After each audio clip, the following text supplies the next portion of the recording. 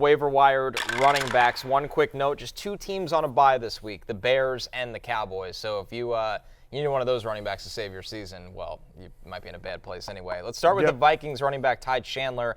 He's got the Lions, 72% available.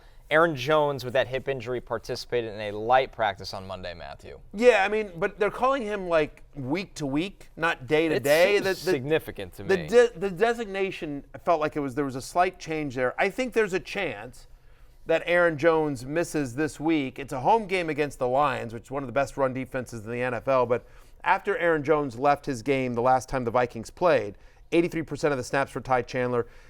His 4 starts last season, Ty Chandler got 15.3 touches per game, weeks 15 through 18. So I think Ty Chandler, just because of how good the Vikings offense is and because Jones has been injury prone at previous stops in his career, and it sounds like this injury might linger longer than we thought, Ty Chandler is probably my number 1. But again, it's all sort of dependent on who you have, who you need, that kind of stuff. I don't love Chandler this week either. You see this tweet here from Kevin Seifert, who covers the team for ESPN, saying Aaron Jones was on the practice field today, a light bonus session coming out of the bye.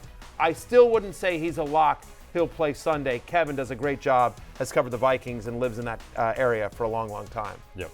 Stunned that the Vikings are 2.5-point favorites in this game. I think Detroit's better than Minnesota, even without Aiden Hutchinson, so I'd be backing the Lions. Think the reckoning's coming? Yeah, I just after you traded me Sam Darnold? Yeah, exactly. It's crazy that this is a game that's potentially for the 1 seed, or at least have 1 seed stakes.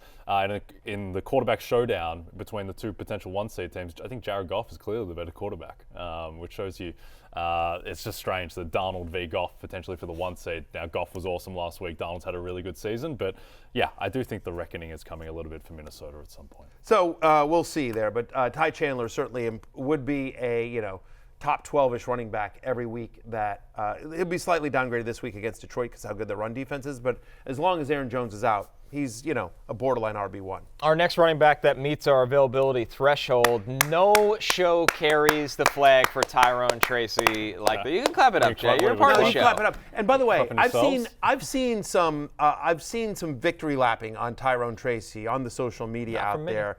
No, not from you. But you, of all people, deserved I quickly jumped on the bandwagon, but honestly, I'll be perfectly honest. The reason I jumped on the bandwagon as quickly as I did is because Connor Rogers told me, come on in, the water's warm, and I jumped on the bandwagon, I jumped in the pool, and by the way, for everyone out there victory lapping, oh yeah, we talked about him in August, we talked about him on draft night. Pete, roll the receipts.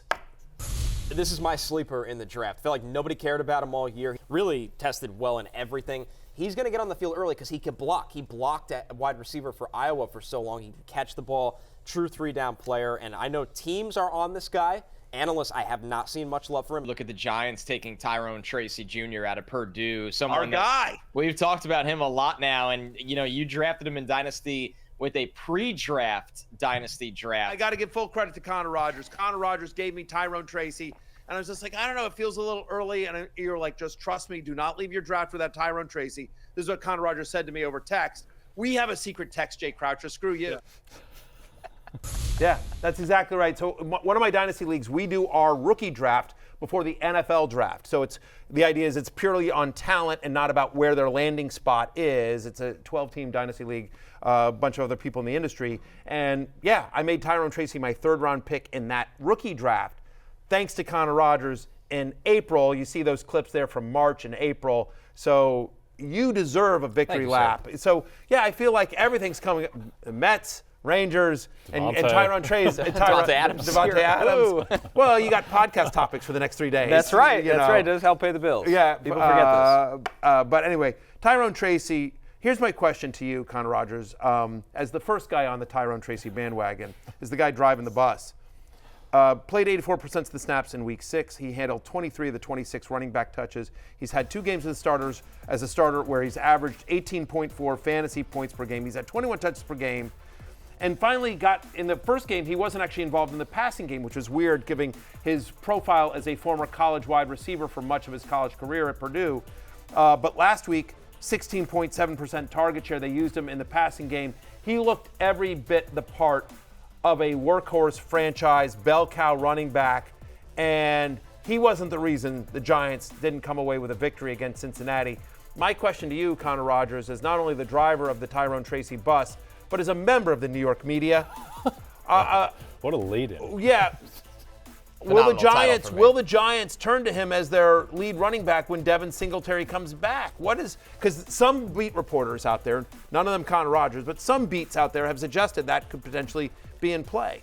It has to, right? Because for me with the Giants right now, and the season's not over for the Giants, their front seven's playing really tough, they're staying in games, but it's now about showing what the future holds for Brian Dable to be the head coach of that team. Sure. Their best running back is Tyrone Tracy. I understand he has the relationship with Devin Singletary, and Devin Singletary's not going to go anywhere, but the best part of that is, we showed it on the video there, his screen game. Dable draws up a great screen game. Tyrone Tracy, 6 catches for 57 yards. He could do that every single week. So, Jay, I think he's going to be the lead back of this offense. I think Singletary will eat into the carries, but Tracy has to be the pass catcher, and that makes him fantasy viable, besides the fact that he's got big playability as well. Yeah, mainstream media won't focus enough on the fact the New York Giants are a respectable outfit as well. They deserve to beat the Bengals. Their success rate was better than the Bengals. They just got screwed by kicking. And a random Joe Burrow running in a 47-yard touchdown or whatever. So I think the Giants are very solid, and I think that matters for Tyrone Tracy because I don't think they're going to be getting blown out that often. They're basically field goal underdogs against the Eagles this week. Eagles don't have an amazing run defense at the moment. So, yeah, I think Tyrone Tracy is going to be viable every week. And I think, again, as you go into your waivers, everything is sort of league-specific and team-specific in needs. We try to order them for you. But the truth of the matter is like, if I need somebody this week, I feel better about Ty Chandler as we sit here on Tuesday. Now, if Aaron Jones is suddenly a full participant practice, then whatever. But Ty Chandler, in theory, should get a larger workload this week, assuming Singletary is back. But long-term, for the rest of the season, you feel better about Tyrone Tracy, not only continuing to have a lead role, but, getting better and stronger as the season goes on. Tracy only available in 55% of Yahoo leagues, whereas Chandler's out there in 72% as well. So obviously availability matters when you're making your selections as well. Hey, it's Matthew Berry from NBCSports.com and Rotorworld.com, and I want to thank you so much for watching whatever it is you just watched, or if nothing else, being too lazy to click out of the autoplay after this video started, after whatever it is you actually wanted to watch finished. But now that you're here, I'd like to take a moment here to ask you respectfully now, okay? I'm asking you respectfully to subscribe to the NFL on NBC YouTube channel. You'll get the latest Roto-World fantasy news headlines, all sorts of great shows, including my own Fantasy Football Happy Hour. So go subscribe now. Again, I'm asking respectfully.